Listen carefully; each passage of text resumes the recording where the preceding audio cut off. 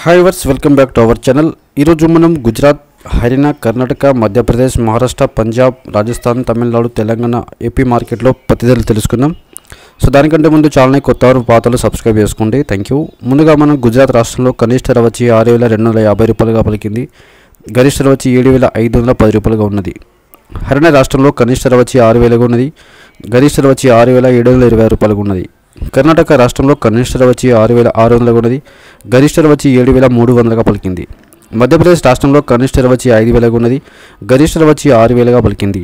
మహారాష్ట్ర రాష్ట్రంలో కనిష్ట ధర వచ్చి 7,000గా ఉన్నది, గరిష్ట ధర వచ్చి 7,000గా పలికింది। పంజాబ్ రాష్ట్రంలో కనిష్ట ధర వచ్చి 6,200గా ఉన్నది, గరిష్ట ధర వచ్చి 6,795 రూపాయలుగా ఉన్నది। రాజస్థాన్ రాష్ట్రంలో కనిష్ట ధర వచ్చి 5,000గా ఉన్నది, గరిష్ట ధర వచ్చి 6,700గా ఉన్నది। తమిళనాడు రాష్ట్రంలో కనిష్ట ధర వచ్చి 6,415 రూపాయలుగా ఉన్నది, గరిష్ట ధర వచ్చి 6,699 రూపాయలుగా ఉన్నది। తెలంగాణ రాష్ట్రంలో కనిష్ట ధర వచ్చి 5,000గా ఉన్నది, గరిష్ట ధర వచ్చి 8,500గా ఉన్నది।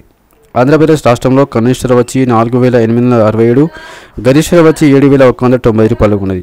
సో ఫ్రెండ్స్, ఈరోజున్న అన్ని రాష్ట్రాల పత్తి ధరలు వీడియో నచ్చితే లైక్ చేయండి,